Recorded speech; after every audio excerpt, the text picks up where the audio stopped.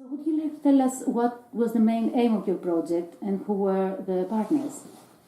The overall aim was to take research that we are doing in our Global Cybersecurity Capacity Building Centre, which is funded by the Foreign Office in the Martin School, and share some of that knowledge that we've built up with countries, particularly in the Commonwealth. So one of the partners I worked with was the Commonwealth Cybercrime Initiative, which is a project of the Commonwealth Secretariat in London, but also more specifically to use that information to help countries improve their ability to deal with cybercrime in a way that respects human rights. So for that, I was working with the National Crime Agency, which is the UK equivalent of the FBI in the US. Right, thank you.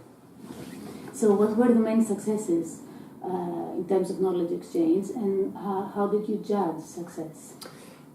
I've done 3 main pieces of work during this project.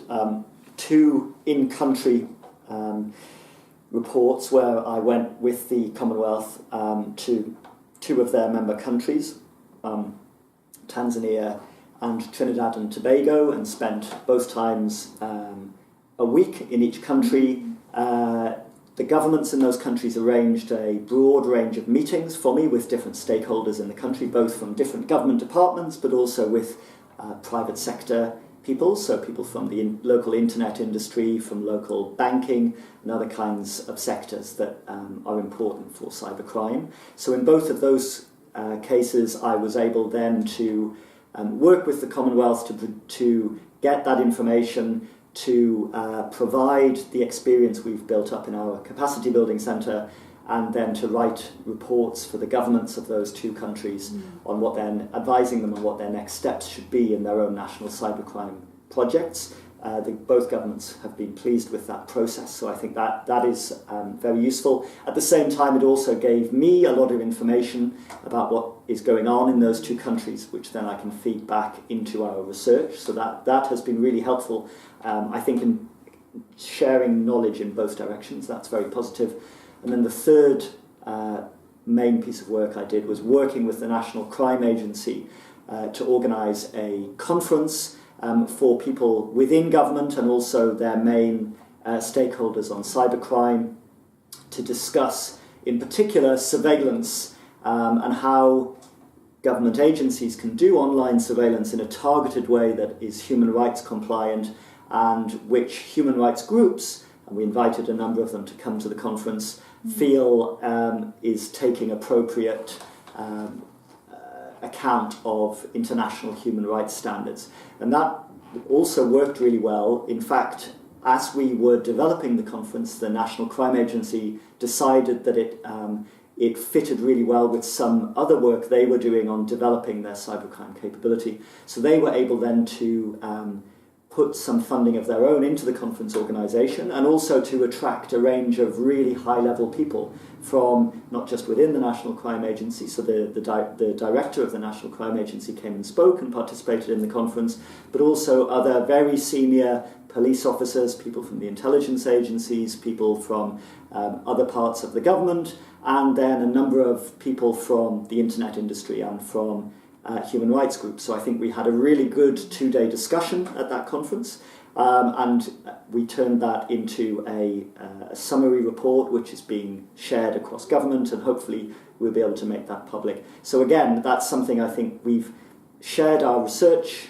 findings from our work in Oxford with a range of people in government who were very interested to find out what they were and to make use of them in their work. But also we have brought back a lot of knowledge about practices within these government agencies we can use then to develop and inform our research.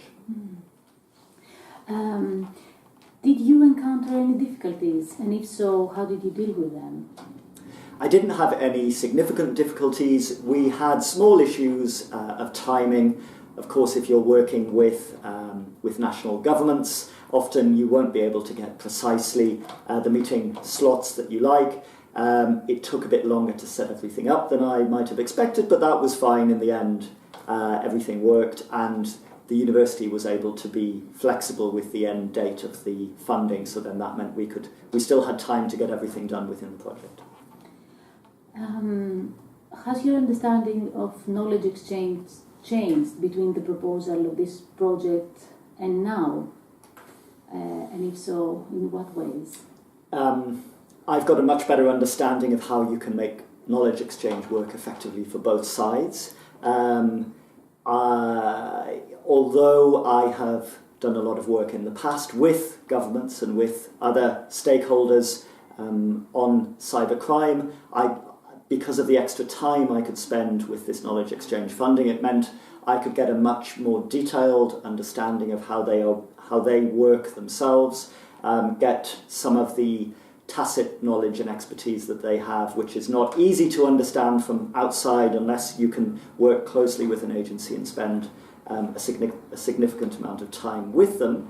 I think also I was able to see how much information we could get back directly related to our research. I wasn't sure at the start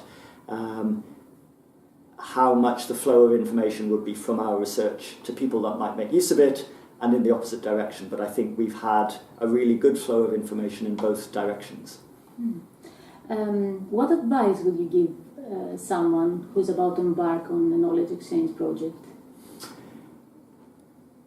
I think two things. I think as much as you can before you finalise your project, work closely with potential partners so you understand what kinds of things they are really interested in doing and will benefit them to do as well as to benefit you. And I think secondly, build in some flexibility so that if things take a bit longer than you might expect, you can cope with that in the project. And also if opportunities come up during the project, that you're able to take advantage of that you're not too fixed on very specific things right from the start to the end of the project. Great, that's very interesting. Thank you very much.